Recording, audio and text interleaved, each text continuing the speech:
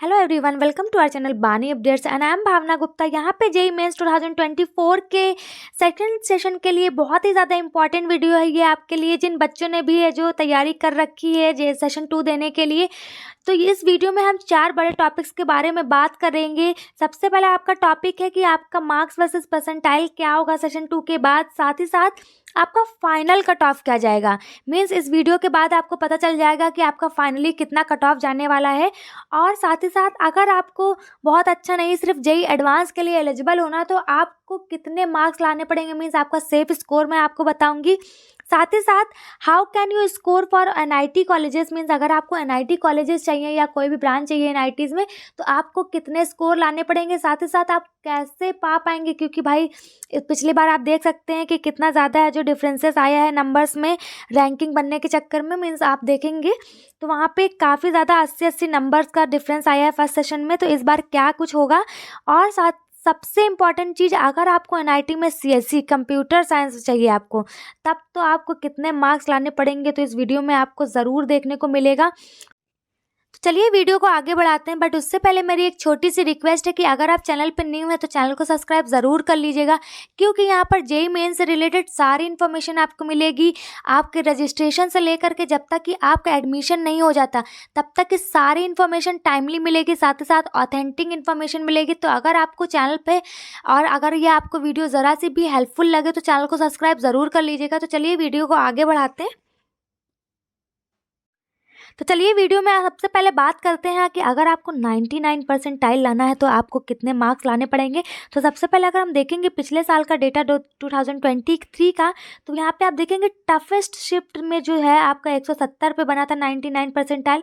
वहीं आपका easy shift में जो है 220 पे बना था। तो आप देख सकते हैं ये थोड़ा आपका शिफ्ट पे भी है जो डिपेंड करता है। अगर आपका मार्क्स का डिफरेंस देखेंगे दोनों में, ईजी और टफ शिफ्ट के बीच में, तो आप देखेंगे यहाँ पे 50 मार्क्स का आया था।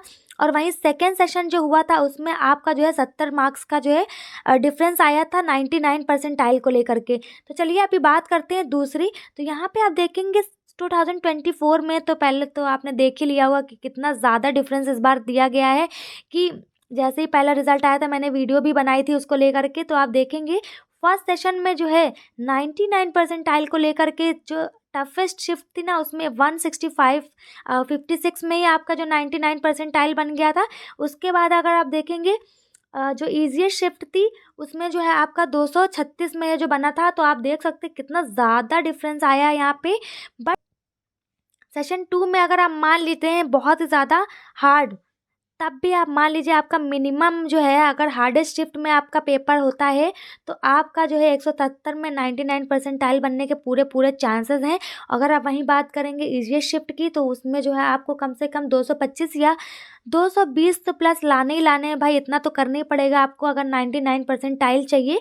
तो चलिए आगे मैं और आपको बता देती हूँ कि आपको एनआईटी में कैसे स्कोर करना है एनआईटी पाने के लिए। तो सबसे पहली बात, आपने ये देख लिया कि आपका जो है परसेंटाइल या रैंकिंग जो है वो शिफ्ट के हिसाब से बनती है। अगर आप मान लीजिए इजी शिफ्ट में बैठते हैं और आप बहुत ही ज़्यादा अच्छे हैं पढ़ने में और आपने सारा कवर कर रखा है सिलेबस, तो आपके लिए बहुत ही अच्छा है। बट अगर आप टफेस्ट में बैठते हैं और मान लीजिए ईजी शिफ्ट में आपने जो सोचा था पहले कि हाँ ये सारे इजी लेसन से शायद ना आए, उसमें से कुछ क्वेश्चंस आ जाते हैं, तो आपको करना क्या है, आपको सारी चीज़ों को लेकर के चलना है। भले ही वो टफ लेसन हो या फिर जो पहला लेसन हो जो आपको लगता है कि इजी है आपके लिए कोई भी लेसन, तो आपको करना क्या है, आपको कवर सारे लेसन्स करने हैं। भले ही एटलीस्ट आप उसका बेसिक पढ़ के जाइए। अगर नहीं होता तो फॉर्मूले तो आपको रटे होने चाहिए, ताकि जो है कोई भी क्वेश्चन आता है तो आप ट्राई कर सकें उसको करने के लिए। तो आपको सारी चीज़ें कवर करके जानी है, ताकि कोई भी मौका ऐसा ना हो कि अगर मान लीजिए बहुत ही ज़्यादा टफ लेसन है उसमें से आपको बेसिक आता है, चलिए मान लीजिए आपका जो सिंपल क्वेश्चन ही आ जाता है, तो आप कम से कम उसको तो सॉल्व कर सकते हैं ना। तो आपको इसमें भी फ़ायदा होगा। तो आपको कवर सारा करना है और बाकी हाँ कंपटीशन थोड़ा हाई होगा, बट हाँ ज़्यादा कुछ नहीं होगा। बट अगर आपने डिसाइड कर लिया कि आपको अच्छे से क्रैक करना है तो आप बिल्कुल कर सकते हैं। तो चलिए यहाँ पे बात कर लेते हैं आपका जो है सेकंड सेशन का फाइनली मीन्स आपका कितना जाने वाला है मार्क्स वर्सेस परसेंटाइल। साथ ही साथ यहाँ पे मैं आपको पहले बता देती हूँ कि आपका सेफ स्कोर क्या होगा, क्योंकि भाई उसमें तो बच्चे बहुत सोचते हैं कि बस मेरा किसी तरीके से क्रैक ही हो जाता है तो बहुत ही अच्छी बात है। तो आपका सेफ स्कोर जो होने वाला है वो है आपका कम से कम, अगर कैटेगरी वाइज बात करेंगे तो जनरल, ओबीसी एंड ईडब्ल्यूएस के बारे में अगर बात करेंगे, यहाँ पे मैं लिख नहीं रही हूँ तो यहाँ पे मैं आपको बता दूँ, कम से कम आपके जो है 100+ तो मार्क्स आने ही चाहिए। और अगर मैं बात करूँ SC ST या PWD तो आप -100 मान लीजिए, क्योंकि इससे कम आप क्या ही सोचेंगे। बाकी हाँ, बच्चे 70 नंबर में भी जो क्रैक कर ले जाते हैं, वो डिपेंड करता है कि आपकी शिफ्ट कैसे आई। अगर टफेस्ट आ जाती है, मान लीजिए आपके 90 और 100% जो आया है, आपका 100 मार्क्स लेकर के आए हैं और आप नंबर 1 पे हैं, तो भाई आप तो 100% ले जाएंगे निकाल के उसको।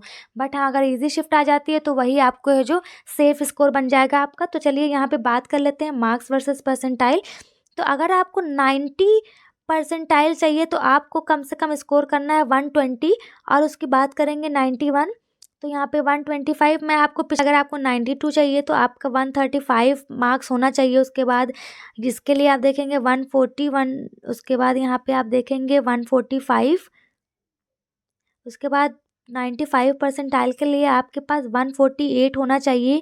वहीं अगर 96 की बात करेंगे तो 155, और यहाँ पे 170 यहाँ पे 155 के बाद अगर देखेंगे 165 नंबर्स होने चाहिए आपके पास 97 के लिए। और यहाँ पे अगर आप देखेंगे कि आपका 98 परसेंटाइल के लिए आपका 180 होना चाहिए। और अगर हम बात करें कि आपका 99% कितना जाएगा, तो वो अगर 90 में आप 120 लेके आ रहे हैं तो उसका डबल मान लीजिए, या तो मतलब 70-80 के तो ऊपर ही नंबर मान के ही चलिए कि आपको दुगना कर लेना है उसका। तो मतलब आप मान लीजिए 215 नंबर, और या तो 220 नंबर तो लाने ही लाने हैं। और अब बात कर लेते हैं कि आपका अगर NIT में कॉलेज चाहिए, CSE ब्रांच, तो उसमें देखिए अगर मैं मार्क्स की बात करूँ तो आपका 99 परसेंटाइल बनना है, 215 या 220 में बनेगा तो आपको मान लीजिए, यहाँ पे अब बता देती हूँ मैं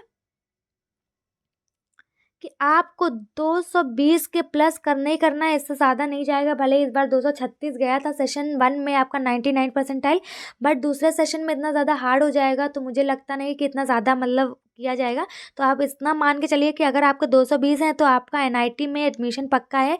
साथ ही साथ काउंसलिंग पे आपको पूरा ध्यान देना है, ताकि काउंसलिंग में कोई भी दिक्कत ना हो। तो चलिए बात कर लेते हैं आपका थोड़ा कैटेगरी वाइज कि आपके कितने होने चाहिए मार्क्स या रैंकिंग, जो आपको जो NIT मिल जाए।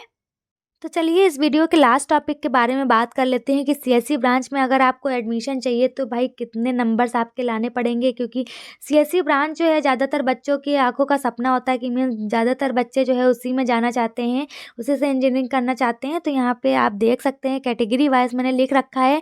हाँ, इतनी लॉन्ग वीडियो ज़रूर थी, बट अगर आपको वीडियो ज़रा सी भी हेल्पफुल लगी हो तो चैनल को सब्सक्राइब करके बेल आइकन को ज़रूर प्रेस कर दीजिएगा, ताकि कोई भी इन्फॉर्मेशन आपको छूटे नहीं।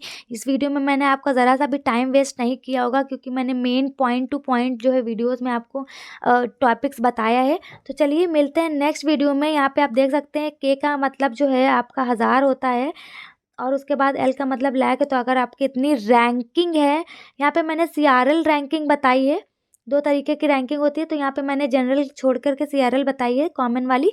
तो इसमें आप देख सकते हैं, बाकी कोई भी अपडेट आती है तो आपको ज़रूर इस चैनल पे मिल जाएगी। तो चलिए मिलते हैं नेक्स्ट वीडियो में नेक्स्ट इन्फॉर्मेशन के साथ। Thank you so much.